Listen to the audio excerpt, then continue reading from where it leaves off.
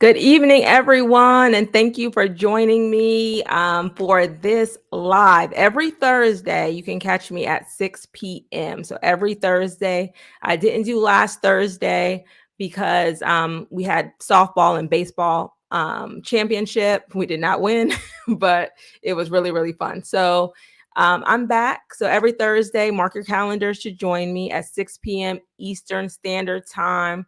Today, I'm going to focus on people that are buying before the end of the year. So I'm going to prioritize those questions, but I'll answer other questions in the chat as well. Because a lot of people that are buying before the end of the year, you may find that sellers are more urgently needing to sell or more motivated to sell. So you may need to make sure you're aware of that because a lot of people do not want to sell their homes over the holidays, over Thanksgiving, over Christmas. They want to be settled. So a lot of people opt, if they're going to sell, to wait until the new year. So when you're looking at people that are selling now, they're probably selling because they have to. So right after Halloween, Thanksgiving is about 3 weeks away. Then you get into the Christmas. They want to be settled. They don't want a lot of people in their house looking around. So you want to make sure that if you are buying before the end of the year, right?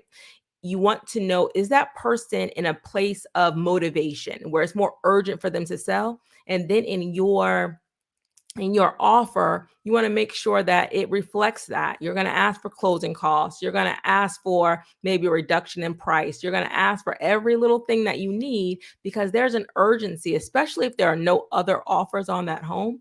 There's an urgency there. So you want to make sure that you are prepared for that. So we're going to spend the majority of our time on that. And then I'll answer any other questions that may come up. Hello, everyone. Let's see that somebody said that Georgia, Elle said, hold her seat. Elle Brown, how are you? Here from Los Angeles, welcome. What time is it there? Like 3:00, maybe? The Georgia Peach has arrived. Welcome, everyone. And I will try to hey, Sandy from Anthem, California. Cool. Thanks everyone for joining me. Thank you for getting here early. Orlandus is in the house. Thank you so much for joining me. So I want to show you a couple of things. Let's go here first. So the average interest rate right now is 7.3%. The Fed raised rates 0.75% yesterday. That wasn't a surprise. So rates went up a little bit, but not much. They knew that he was going to raise it that amount. So it wasn't really a surprise to the market for the most part. But he did say during his press conference, he said that they're going to continue to raise rates as needed. So he didn't say, oh, we're going to pause. We're going to see what's going to happen. So there probably will be an additional rate hike in December as well.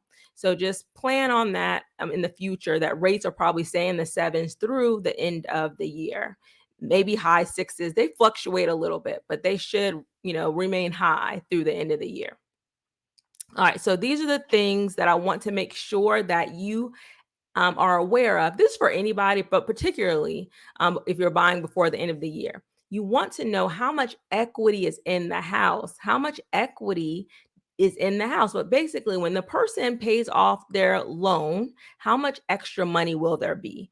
And that could help you with your offer to know, okay, do they have this room for the things I'm asking for? Do they have the room to pay closing costs? Do they have the room to address some of these repairs? How much money is a seller probably going to make after, if they get the price that they want, how much will they make? And you can tell when you're working with your agent, show this really quickly.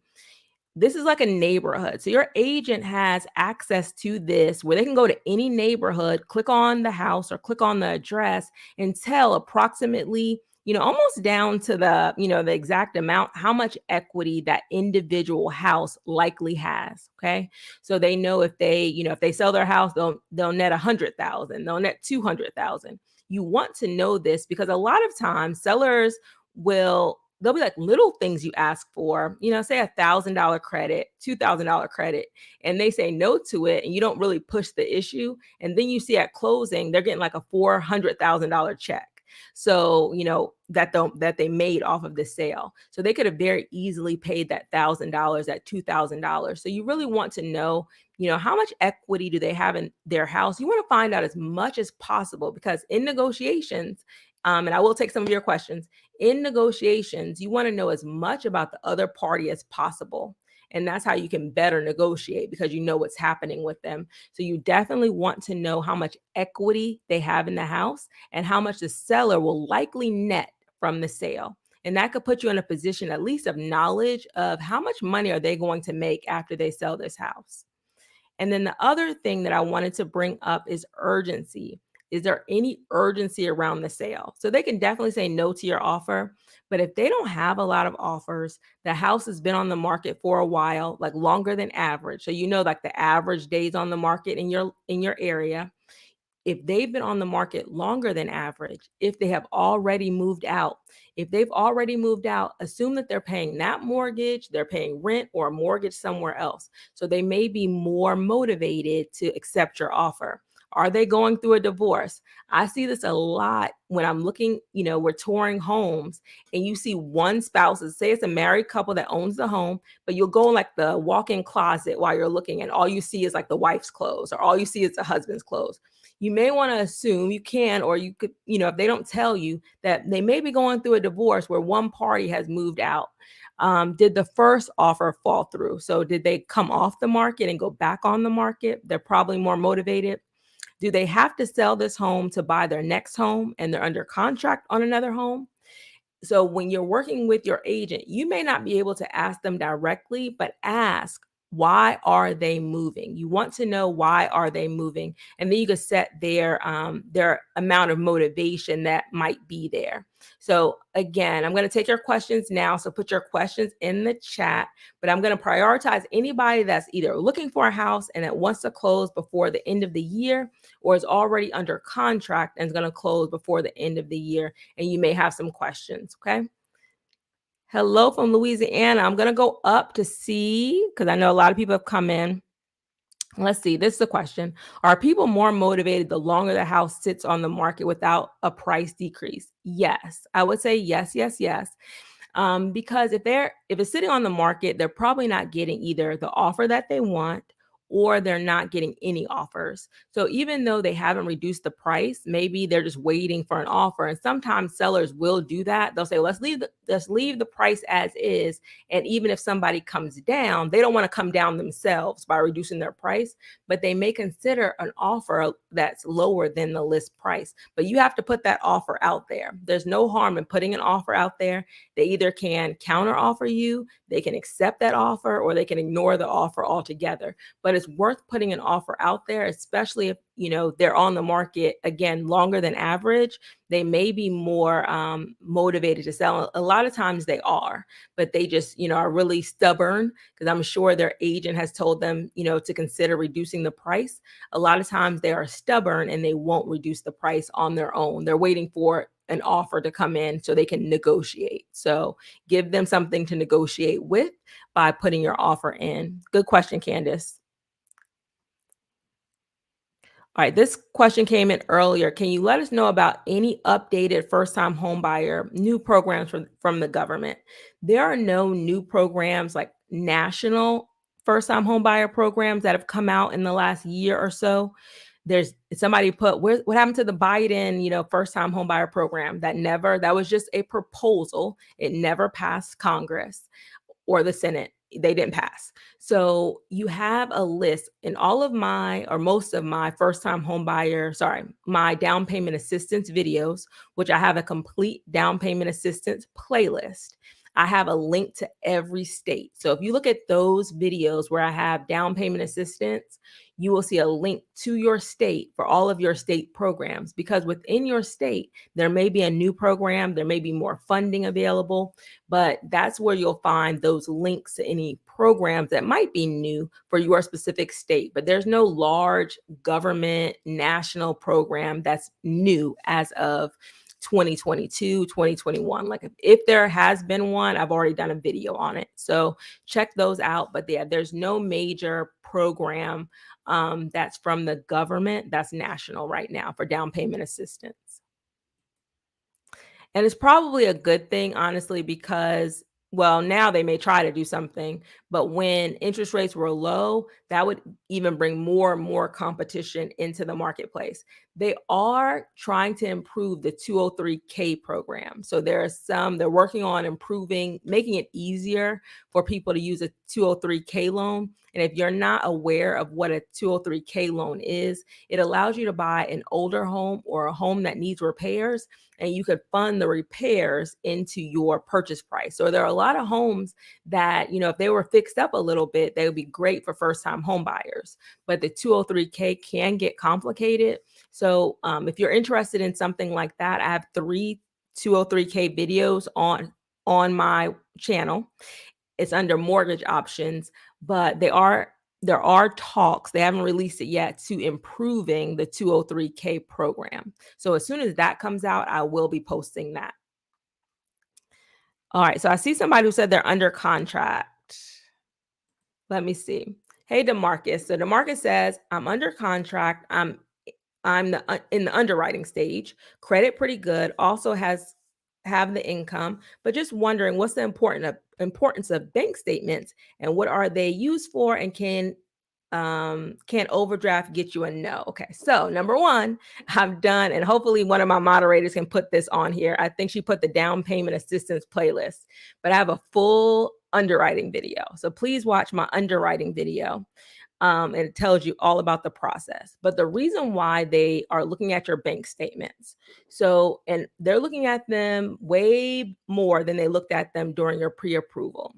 They're looking to see, is there anything on your bank statements that they're not seeing on your credit report? So they're looking through to say, okay, are there any large deposits that are not from his job? So they don't want anybody contributing to your down payment or anything like that that hasn't been documented. Because if you're getting a gift from somebody, it has to be documented, that gift, that they're a relative and how much they're giving you. So that's number one. So they're looking for any large deposits that have been made recently. They're also looking for any payments that you pay regularly.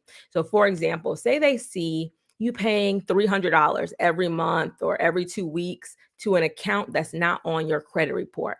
That would be a red flag for them that you're in debt for something that they don't have on your credit report. So they may ask you about that. They're going to ask you about any payments that they see that look irregular, because maybe you're paying child support and they're not aware of it. Maybe you're paying a debt and it's not coming up on your credit report. So anything unusual that hasn't already been disclosed to them, that's what they're going to be asking about. So just make sure you're not doing anything, you're not borrowing any money, you're not making any large deposits unless it's coming from like your savings account to your checking account, that sort of thing. They don't want to see any funds coming from an outside account that they're not already aware of coming to your account. But please watch that video on underwriting. It makes it a little bit clearer what they're looking for during the underwriting time. All righty. Let me see. Put that one away. Somebody said I skipped their thing. I didn't see it yet. All right. So I'm going back up. Thank you, Yanni. Hi from Philly. Are you watching the Super Bowl, the World Series? Philly is in the World Series.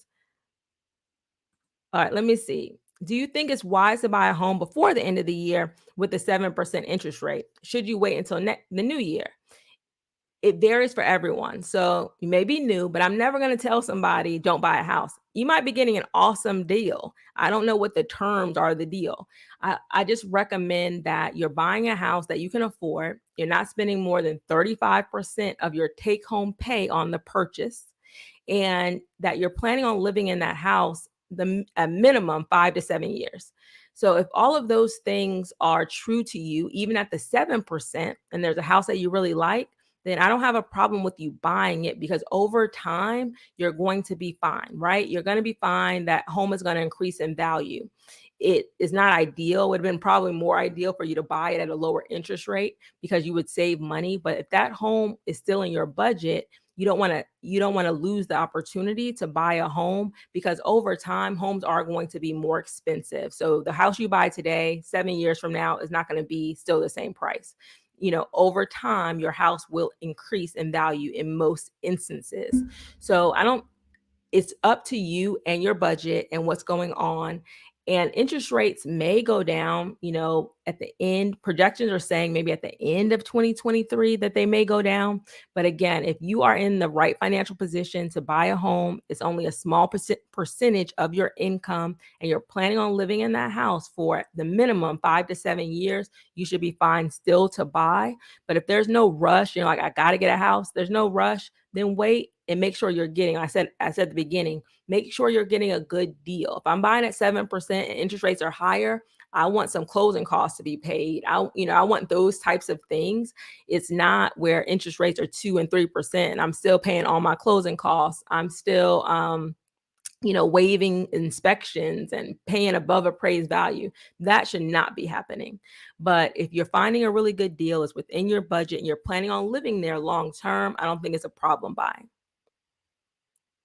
There's also not a problem waiting. So either one. But I know a lot of people just right now, based on what's happening with their family, what's happening in their life, they may have to, buy a house. All right, I'm going through the list. Again, I am prioritizing anybody that is buying a house before the end of the year.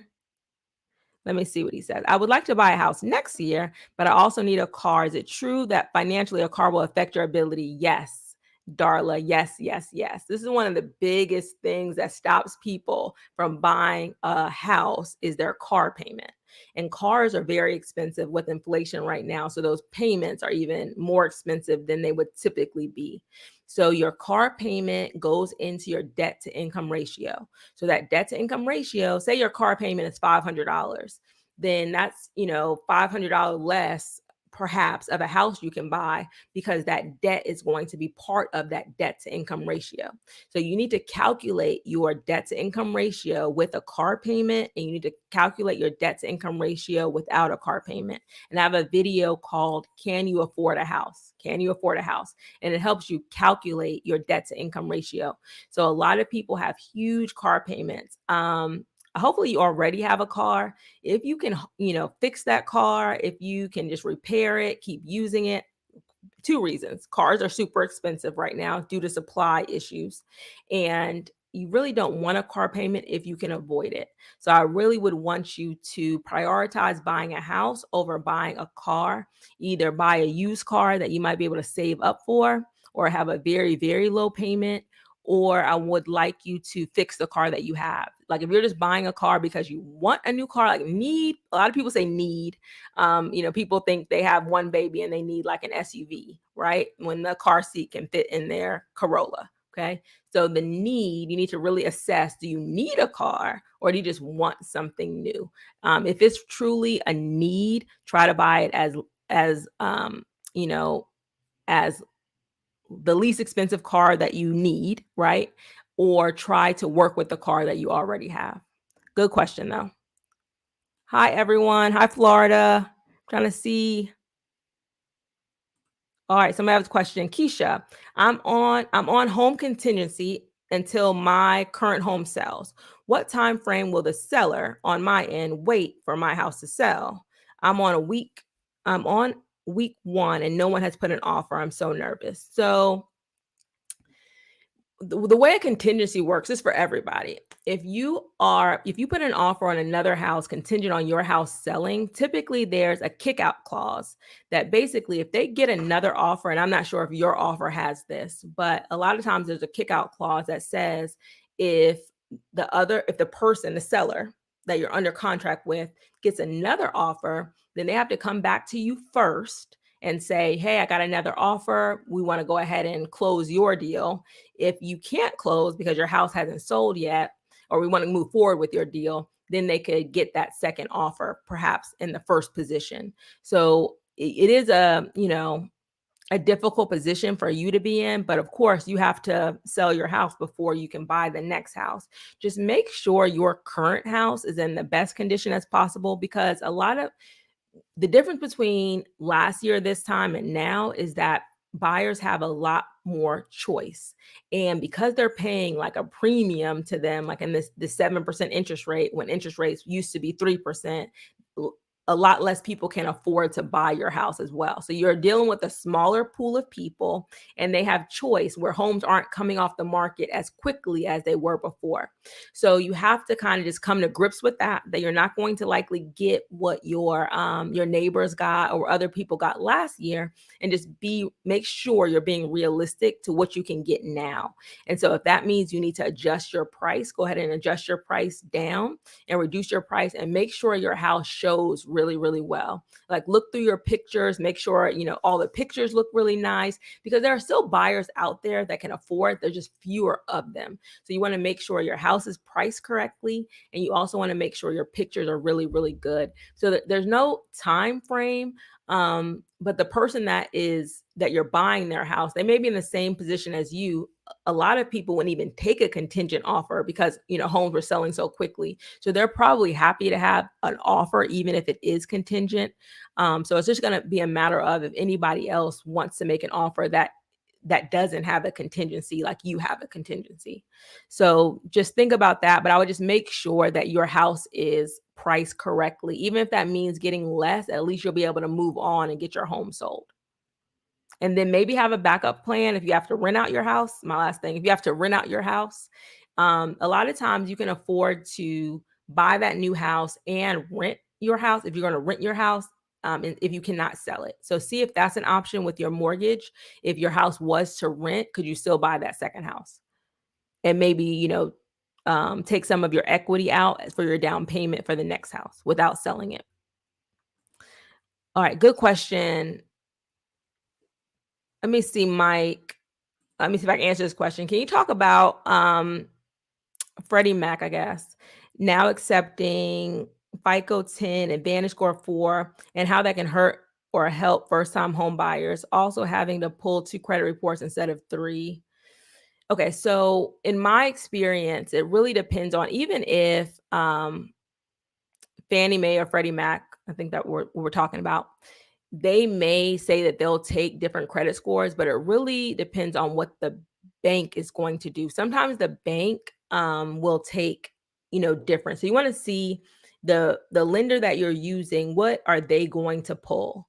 And how are they going to use that information? Because a lot of times they'll say they will accept it, but sometimes the lender has to accept it as well. So it really goes to what the lender is willing, and all lenders are a little bit different as to what they're willing to accept. Credit score range, like say Fannie Mae or Freddie Mac and say, oh, we'll do as low as a 580, but you might come to a lender that doesn't, do loans less than 620. So a lot of these things that they will accept, you also have to find a lender that's willing to accept that as well. So until it rolls out where like every lender is kind of doing the same thing, I wouldn't worry too much about it impacting you. I think because the majority of lenders, large lenders, are using the regular FICO score, I would ask the lender before you put in an application what they are using to pre-approve the loan. I think that would be more helpful to you than thinking about and if they're going to go by those guidelines versus what they're doing, like Fannie Mae or Freddie Mac or conventional loans are willing to accept. See what your lender, because you may want to find a lender that's going to be a little bit more lenient than other lenders. Thank you, Abdullah. I thank you for watching my videos. I really, really appreciate it. All right, so let me see. Is there a clause that prevents investors from purchasing in 55 plus communities and renting out those communities? It depends on their HOA. So depending on what the HOA says, I will say this about 55 and older. Everybody does not have to be 55 and older.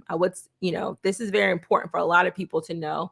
It's kind of a hack. You can be younger. I believe it's 20% of the homes can be can be sold to people under 55 typically. So if you're thinking about perhaps moving to a 55 and older community, you may want to see if they're at that 20% or not yet. So sometimes you can get around that if you don't have children. So a lot of times you can't have children under 18, but you can move if you're younger than 55. they leave like 20% of the homes open to people under 55 years old. Now, most 55 and older communities do have HOAs, and they may have rental restrictions that will avoid this from happening. And even if you are able to buy it and rent it, they're still going to have to, fit in those guidelines, either 55 and older, or if they're at the definitely if they're at the 20% already. So I mean, it's a possibility. You're just going to have less options as an investor if you start renting in those communities, because then you can't rent to everyone. So the people can't have children, that sort of thing. So you really want to read and be knowledgeable about all of those HOA restrictions. And even sometimes your renters cannot, if you have children that visit, they can't stay more than like 60 calendar days. So if I'm an investor, that's something that I probably wouldn't want to be in, because I have to make sure all of those things are being followed. So, and usually investors want to have more options. So while it may be an option, it may not be the best option for you as an investor. Hey, Chef Brooklyn, how you doing? Good to see you. All right.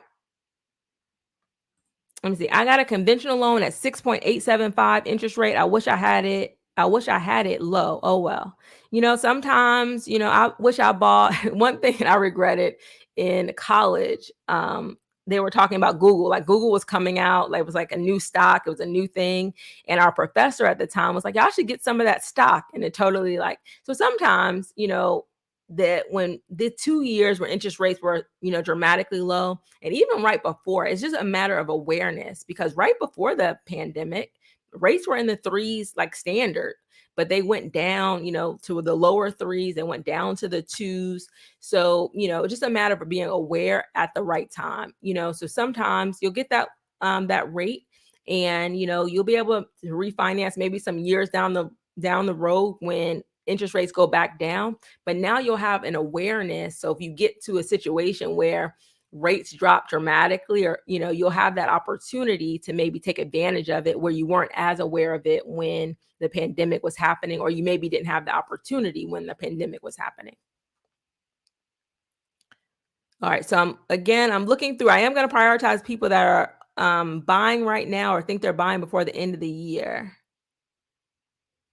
Let me see. Hey, I'm looking for pre-approval. I get commission pay. Only been on the job for 5.5 months. Is there any way around on your job for a year to get pre-approval credit? Good. Okay, so typically I want to say no, unless you get a co-signer and they have a lot of income. But you definitely on a commission job, which I guess is a 1099 and not a W-2, that they're going to want 2 years of income from you, unless you were doing something similar before, right? So if you were doing a different commission job 2 years prior, then that might work. But typically they're going to want to see, especially if you're on commission, they're going to want to see 2 years of employment, so they have a better range of how much your income is going to be on average before they approve you for a mortgage. So I would ask a lender just to double check what I'm saying, because they can look at what you were doing before you started this new job. But for the most part, they're going to make you wait for 2 years, 2 full years. Hi, Christina Smallhorn. Thank you for joining me. All right. Let me see. I'm staying with relatives as I save to purchase. Think this is a good idea. Do you think I should hold off on buying so I can save more and wait to see if rates improve? I have 10%. So I usually recommend at least 7%, because that can cover your down payment and your closing costs. So I think 10%, you probably are in a good place. However, again, I want to make sure you're at that 35% or less of your take home pay. So it's not a bad idea to kind of look around and see what you can find now, and see how much it would cost you at 7%, because some people just are going to be priced out the market, depending on where you live, at 7%. And some people, if things are relatively, low cost in their city, 7% may not, affect your affordability as much. So I would have an idea of what buying the average home, or the type of home that you want, how much that would be of your income at the interest rates currently. That's what I would do. And then see, okay, is there any deals around that? Can I get a deal right now where everything's paid, my closing costs, I could buy down my rate, or the seller can buy down my rate. I'm going to be looking at all of that. If not, I'm going to be looking at what happens is right now, depending on your market, because a lot of buyers have left the market, you might be able to get a lot of incentives that you weren't going to be able to get when interest rates were lower. But when interest rates do get lower, like you're not going to be the only person waiting for interest rates to drop again. So say the interest rates by this year, next time are in the five, say they drop, more, or we get into a recession or we drop, then you're going to be in the market with a lot more competition. So that's one of the main advantages of buying now is you don't have that much competition, and you should be able to ask for a lot of those things, incentives that you can get. Now, if the Fed, because they're raising interest rates aggressively, pushes us into a deep recession, right, in 2023, interest rates may come down just because we're in a recession. And depending on, if you have money at that time when a lot of people don't have money, then you might be able to get a good deal as well.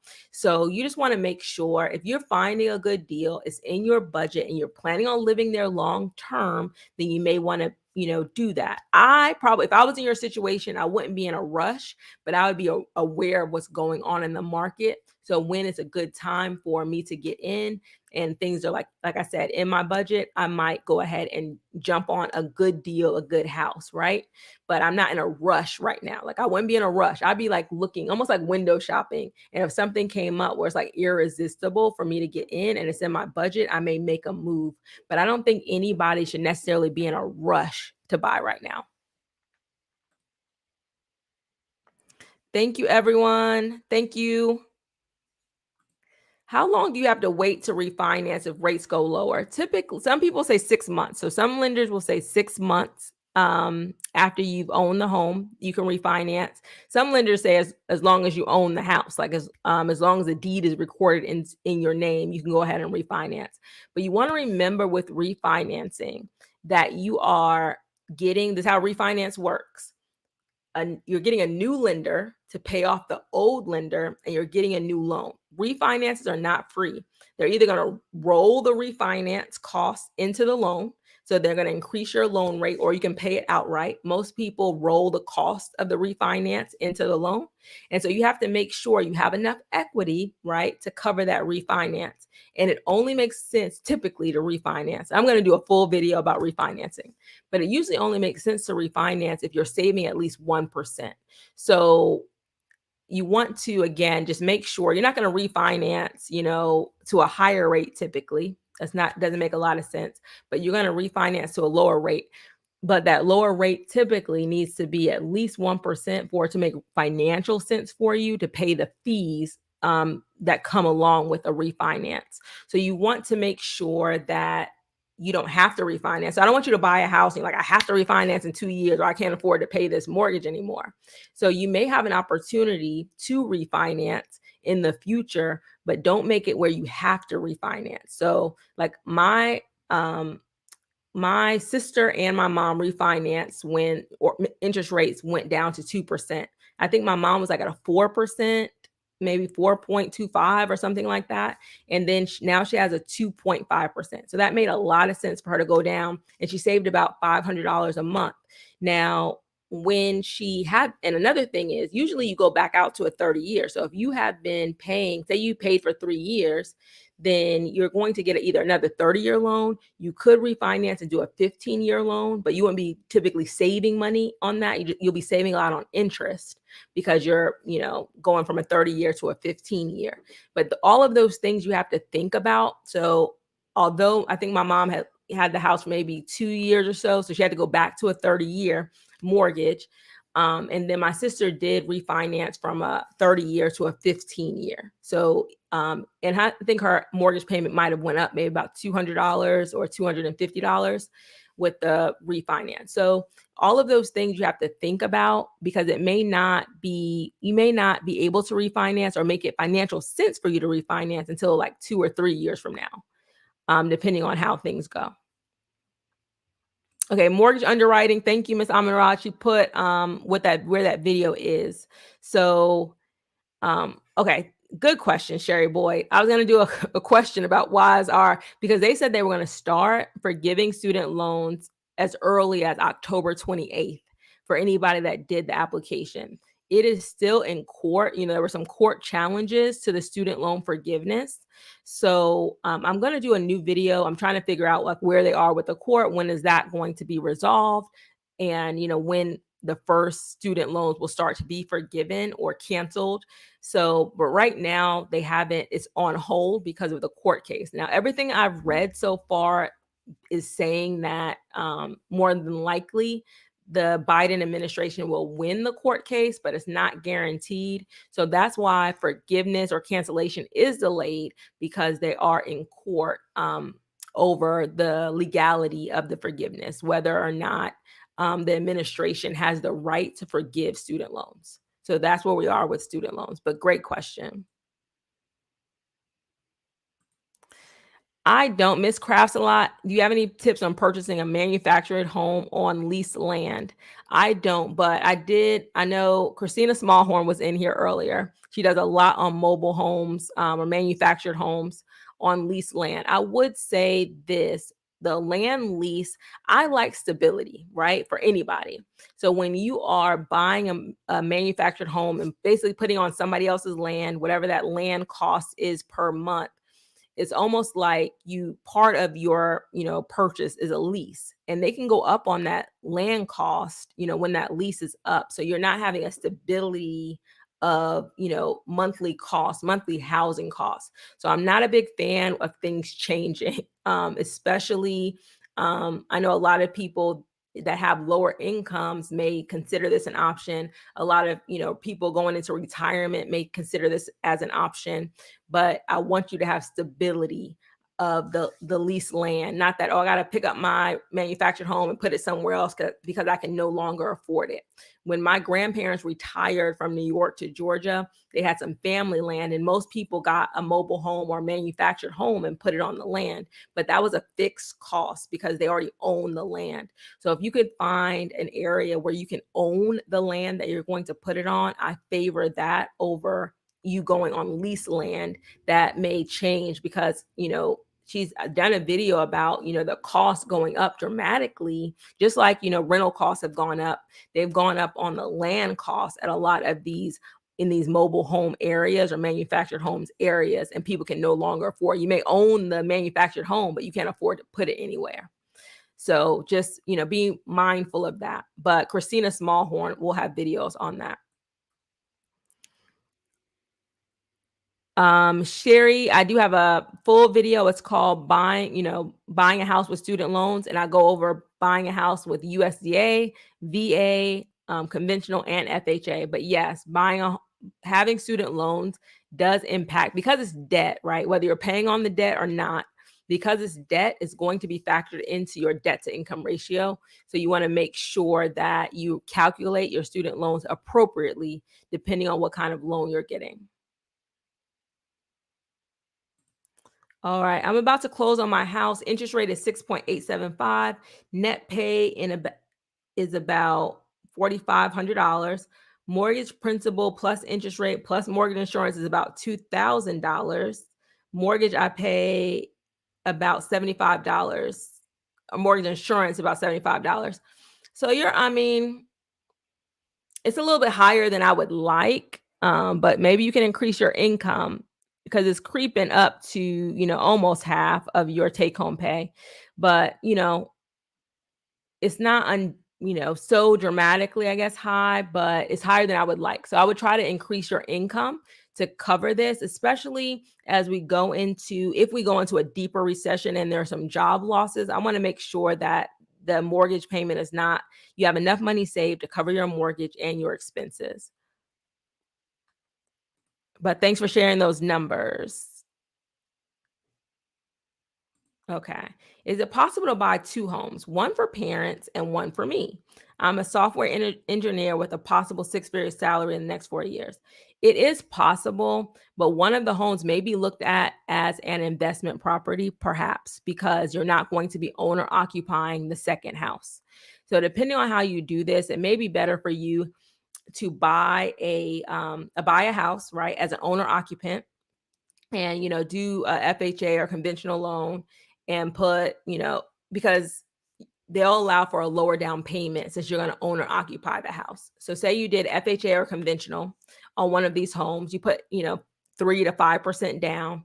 You live in that house for 1 year, then you rent that house, or you give that house to your parents, and then you go buy another house and use an owner occupant loan. So then they could have the first house, and then you would get the second house, and you could do 2 owner occupant loans because you only have to live in the house for 1 year before you can rent it out, or do an investment kind of thing with it. So that's what I would probably do. Instead of buying them at the exact same time, I would buy one and then a year later buy the other one. And maybe y'all can live in the first house together, and then you move out and buy your second house. That you'll save a lot of money that way, because there'll be 2 owner occupant loans instead of them being an investment property for you. All right, I joined a Susu, and y'all gonna have to Google that. I do know what that is, though. If you don't know what it is, kind of like when people put money together, and then every month a different person gets the lump sum of the money, right? I Zelle my sister money weekly. When it's my turn, the money is Zelle to me, which makes it a lump sum. With that, yes, they're going to ask about that, and you'll have to explain this the Susu to them. But yeah, they will ask about that. I would see if you could, do it some other way, possibly, especially if it's a lot of money, or you're going to have to put it as a gift that they're giving you towards your down payment. They want to make sure that your down payment money is coming from you, unless you're gifting those funds. So they are going to ask about, and it's fine for them to be giving you a gift, but they want that gift to be documented that it's coming from friends or family for the most part. So yeah, they will ask about that, but get in front of it and talk to your lender about it and how you can best document that. But they may ask you to gift, because basically they are gifting you the money, even though it's kind of like your money over time, or you may just want to get out the Susu for a year, just save your own money at that time. But they will ask about it. So either you're going to have to document it as a gift, or you're going to have to you're either going to have to document it as a gift, or you are going to have to like explain the whole Susu thing and see if they'll take that in underwriting. But ask about it ahead of time. Like, don't wait until you're in a transaction to ask about these types of things. Okay. Okay, I'm going to take this question. I'm also going to put this in the chat. So I just put, because a lot of people don't know that I have a first time home buyer guide. I would not buy a house without it, because it's going to give you, step by step, the things you should be asking at every step, and some of the pitfalls that a lot of first time home buyers get into. So go ahead and make sure you get my first time home buyer guide. So it says, what is something that first time home buyers often overlook that is crucial or is important? And I would say it's a lot of things. So it's a lot of things. I'm gonna give you 2. Okay. One is not using a realtor that's local to that area. And this is why I think that's important, especially if you're moving, you're out of state, or if you have somebody, or like you're, not familiar with the area that you're buying in. You might be going from one side of town to another side of town. So, and I get a lot of emails from people. So one lady bought a house, and the seller said it was on sewer. So like public sewer. That's where you get your water, that's where your waste goes, right? But after she closed, she realized it was on a septic tank. Now, the seller checked off, I believe, that it was on sewer. So that was a problem in disclosure, right? That they said it was on sewer, but it was really on septic. But if she had a local agent, they may have known that homes like this are typically on septic, because a lot of times the whole neighborhood is on septic, or homes at this age are on septic, right? So having an agent that's more familiar with the area, if they've sold homes, they're like, okay, if all of these homes are on septic, what's the chances of this home being on sewer? Like, I know in my area that the newer subdivisions are on sewer, but if you go out a little bit further in some of the rural areas, or you have an older home, it's probably on septic. So you want to get with somebody. So now she's suing the seller for I think cost her $17,000, because the septic tank was not in good condition. That's another thing. So she had to replace the lines for a septic tank. So it cost her $10,000 after closing. So she wrote me this long email, and I kind of suggested for her to do some things. But basically, you have to sue the seller and try to get your money. That's you getting a lawyer. That's you going to court. That's you. I mean, all of those things that you're trying to get your money back. You already had to put the money out, but she's trying to get the money back for the seller not disclosing this to her up front. So you want to avoid things like that because you want to have an agent that has some awareness of the questions that ask, or if it doesn't sound right, it doesn't seem right, they can check off whatever on it, but you want to make sure that the right questions are asked for you. And I'll give you another example, and I'm gonna start just giving, because I get emails almost daily, and it's a lot of times it's after the closing. It's what can I do? Who can I sue? Like, I don't want you, it's like a harder thing to do to try to get something back, and instead of not making that mistake in the first place. So the other thing was a first-time home buyer. They did their inspection, right? And remember, an inspector is a very general person. They're not a plumber, they're not an electrician, they're not a roofer, right? But they're going to give you a general overview of that home, okay? So they did a general overview, and they said they had a leak. So there was a leak in one of the pipes. That's what their home inspector said. So the agent, this buyer's agent, wrote an amendment for them to fix the leak. Okay. And depending on how your agent writes this amendment, and there's, a right way to write an amendment to a contract, and there's a wrong way. But I think they just said fix the leak.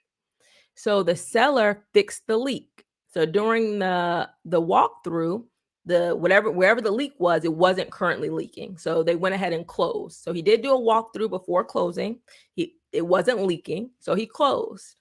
A couple of weeks later, guess what? The leak is back. And he said that repair, a plumber came out and said the repair to fix it correctly, it was going to be $10,000. And he emailed me what could he do? And there's really not much you can do unless there's fraud where the seller did something fraudulent. It's very difficult for you to recoup those funds. Now, what he should have done, okay, or what his agent should have recommended. And this is why first-time home buyers, you need to make sure you have the right agent, and you need to get because sometimes you need to check your agent, right? Make sure you get my guide. What she should have done was to write the amendment. Number one, it shouldn't have allowed the seller to fix a plumbing issue. The seller is not a licensed plumber. Okay. So the amendment should have said something along the lines of the leak has to be repaired by a licensed plumber, and you need a receipt or whatever 7 days prior to closing. So you have enough time to get another professional to check the leak. So even if they did get a licensed plumber, they give you an invoice saying the licensed plumber fixed the leak or fixed whatever the repair needed to be, you're going to have your own plumber come in 7 days prior to closing, because you don't know what you're looking at. You don't know if there's a leak, or if they just patched it, or they just, did, just rigged it up. You don't know that. So you have to get your own licensed plumber 7 days. That's why you want to put in your amendment 7 days prior to closing. Don't just put before closing. That could mean closing's at 1:00. I fixed the leak at 12:00. You want to say 7 days prior to closing. That gives you enough time to get your own professional. Like, you hire a plumber, you pay the fee. It might be like $100, $150 for them to assess is there still a leak? Was it fixed correctly? And those kinds of, I don't want to pay the $150. Those are the kinds of mistakes that first-time home buyers make that cost them a lot of money. They check things themselves. They're not professionals. Have a professional. If the seller does any repairs that are major, and major is plumbing, electric, heating, air, all of that, you need to have another professional that you hire. Now, I don't want to see their receipt. I can see their receipt. It could have been their uncle, their cousin who has a plumbing, business or something like that. You want to hire your own professional to go behind them and check their work. So those are some of the major things that are very costly to first-time home buyers. But again, get my guide. It's only $59. So it's very affordable. And I made it very affordable for everyone. So you don't have an excuse to not ask the right questions at the right time of the right professionals. I want you to ask your agents the right questions. I want you to ask your insurance company. I want you to ask the lender the right questions. Because you don't know, and this is your first time, you need to speak in a way that they know that you know what you're talking about. Okay. So that's the purpose of the guide, but very good question. Let me scroll back up. Okay. Let me go. Yes. All right. So I'm on the market for buying a house, debating multifamily, possibly a duplex versus single family. I think multifamily, if you can find it, because a lot of people, multifamily is great. Um, because as long as you live in one of the units, you could, now you have all of these other rentals that are paying your mortgage, right?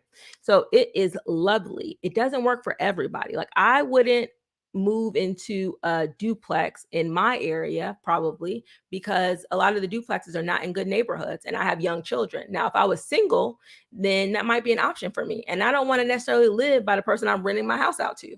So, or I want to live around my tenants, basically, right?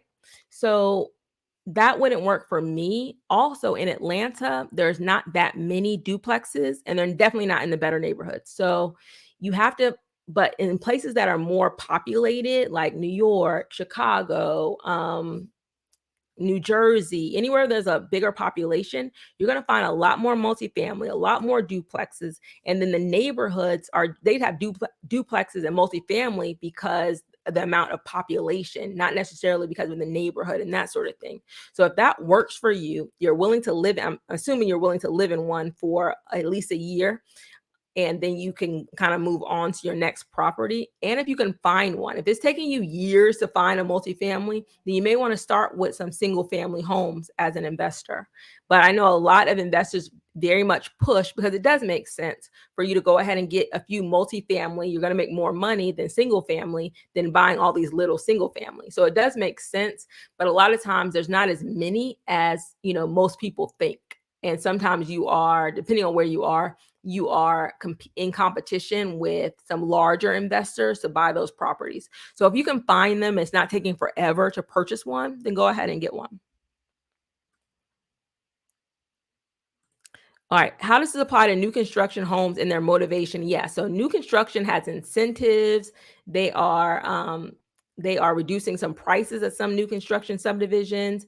They're doing, special financing. They're doing all of that. So yeah, so they are very motivated to sell in new construction right now. Okay, so Kay, currently under contract, and I'm going through a lot of these quickly. Okay, currently under contract, waiting for the seller to confirm what items they will tackle or not. What should be non-negotiable? Explain how credits work. Okay, so I do have a video on it's not very much watched, but it's how to negotiate repairs. So I would watch that video. But anything non-negotiable is expensive. So if it's very expensive for you, because sometimes first time home buyers, they'll haggle about like something that costs $5 or $10 for them to fix. I'm looking at things that are going to cost my clients money, and I'm not backing down. If it's expensive, and generally if it's over, it depends on how much money my first time home buyer has, but if it's over like $500, if it $1,000, it's the cost of the repair. If I feel like if it's like, $100, $150, clean out the gutters. Oh, somebody can do that for $150. I may not press that as much as I'm going to press plumbing issues, electric issues, HVAC issues. Anything that is very expensive becomes high priority, either difficult to repair or are very expensive to repair. I'm prioritizing all of those. If there's something that are like handyman issues, you can have a handyman come on your own after you close and fix some of those things. But if there are foundation issues generally we're walking away. But if they're very expensive or difficult to repair, those should be top priorities for you to get the seller to do. Okay. Top priorities, very expensive or very difficult to fix. You want to make sure the seller is taking care of those. All right, I'm closing on a home after selling this summer, negotiated 20K off asking price in a great area, have great credit, 30-year fix, home fully renovated, and sellers giving 2K towards assistance. Good job, T. Um, Let me see. Hello. Would it be worth getting a home if it was in a fire and needs a lot of rehab? If NACA is covering the rehab costs, and I know they have those kind of NACA loans where if you feel like you're still getting a good deal, then that might be something that would work for you. So I'm over 55. Should I do a 30-year mortgage? Yes. Why not? Okay. So this is why I like you buying a house in retirement. I mean, if you could afford a 15-year mortgage, okay, go ahead and do that. Um, and it's still going to be under that 35% of your take home pay in retirement, you could. I don't have any problem with people buying a house in retirement because you need to stabilize your income. So I'd much rather you have a 30-year mortgage than renting an apartment or something like that. So I would say 30-year. If you want to pay it like a 15-year, go ahead and pay it like a 15-year. It'll be the same thing. But depending on what you're looking at as you get older, you might have health concerns. You may have other things that may come up. So you never want to be stuck with a higher payment. So to me, a 30-year is just going to be easier for you. But if you feel like you want to pay it off early, you can also always pay it off like a 15-year mortgage and get it paid off earlier. But I really like in retirement for you to, or as you go toward retirement, that you are stabilizing your expenses. Yeah, the oldest person I've ever sold a house to was like 92, and she did a 30-year loan. So just stabilize your expenses. Does starting your own business affect your home buying chances or credit score? No. Unless you're just starting a business and you don't have any other income, you have to wait 2 years for you to buy a house where they can see what your income is. But it doesn't stop you from buying a house. Let me see. I'm going through. I think I answered a lot of these, but I'm kind of high up. Let's say. When you say 35% of less of your take home pay, what do you mean? I have a video about this too. How much should your mortgage payment be? But I mean, if you are making $1,000 in like take home pay, like your check, that whatever gets direct deposited to you, I'm saying you're not spending more than $350 on your mortgage. That's what I'm saying. Because, and this is a reason, you have to have enough money to cover your other expenses. And what most people don't have money for is investments. You're not saving for retirement. You're not doing other things with your money that you need to be. If you have children, are you saving for them? Are you investing? Because if your mortgage is if your mortgage was 50%, all the rest of your expenses are probably the other 50%. And you don't have a lot of money to do other things you need to do financially. So typically, if you're leaving your expenses, your housing, which is typically your largest expenses, to less than 35% of your take home pay, you can do some of the other things you need to do financially. And a lot of financial professionals do say something similar. Some people go as low as 25%. I go up to 35%, but I try to explain it in that video. How much should your mortgage payment be?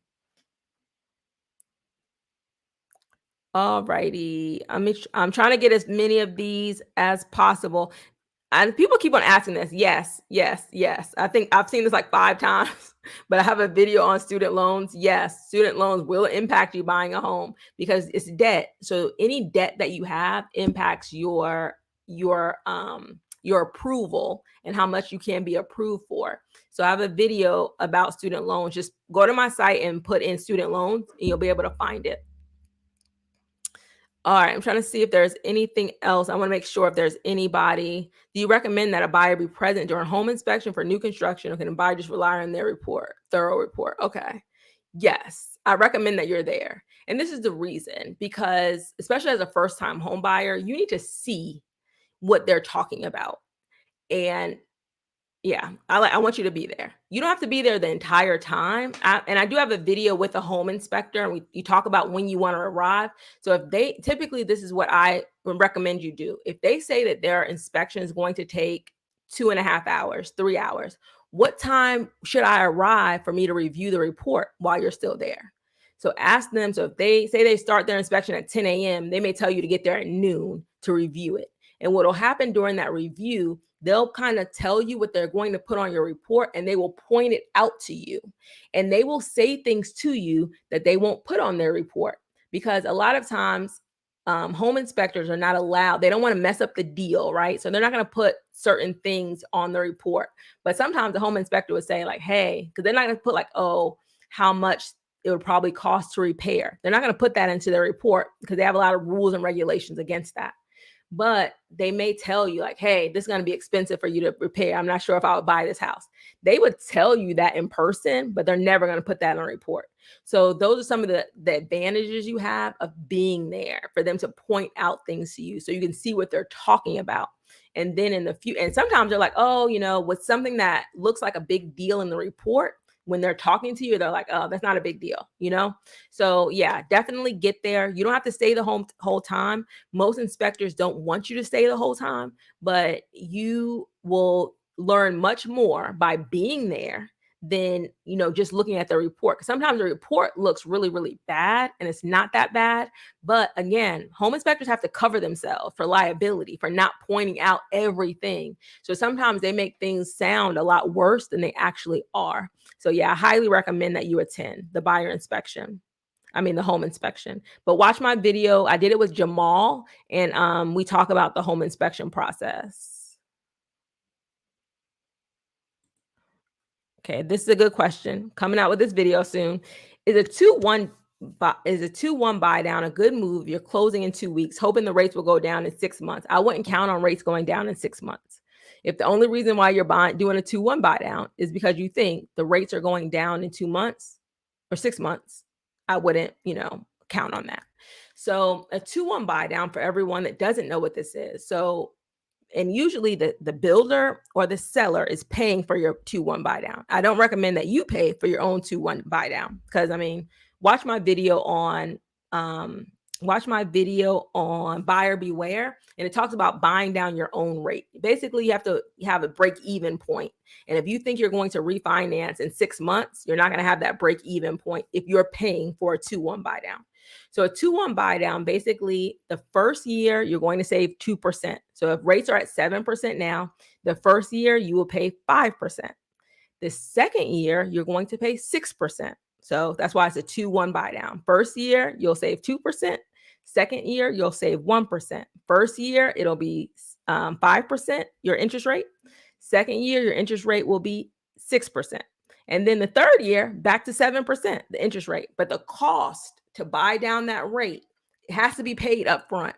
But typically the seller or the builder pays it. You don't pay it yourself. So it only makes sense if somebody else is paying it. Builder, seller, somebody else is paying it, and you can afford it at that higher rate. There's no guarantee that you're going to be able to refinance this house in 6 months. There's not a guarantee that you're going to be able to refinance this house in 2 years, because, for example, you don't have a job. For example, the house you're buying for $300,000 is not now worth $250,000. Maybe, home values go down. Can you still refinance? So you want to make sure that you can afford the house at that higher percentage rate. So it's good that you're getting a discount for 2 years, right? But you still have to be able to afford the house at the higher rate and be comfortable. Even if the lender says, oh yeah, you can afford the 7%. Are you comfortable at the 7% paying that? So yeah, I wouldn't guarantee, I wouldn't count on being able to refinance in 6 months. All right, so it's 7:00, everyone. I will try to, if you have a question that wasn't answered, put it in the comments. I will look at it. I'm pasting this in here again. Don't buy a house without this guide. You will regret it. It just gives you step by step at every step of the process. I have a video in there, what you should do, what you should ask, how long things typically last in a house. I have everything in there. So thank you so much, everyone. Join me next Thursday, same time, 6 p.m. to get your questions answered. Thank you. And Ms. Amara did put the buyer beware video up. Let me put that up there too. So please watch that video. If you're considering, if lenders are telling you, oh, you can always refinance. If you're thinking about buying down your rate, it's not specific to a 2-1 buy down, but buying down your rate. And then we talk about ARMs as well, because I did an ARM when I bought my first house. So we talk about ARMs as well. Thank you so much.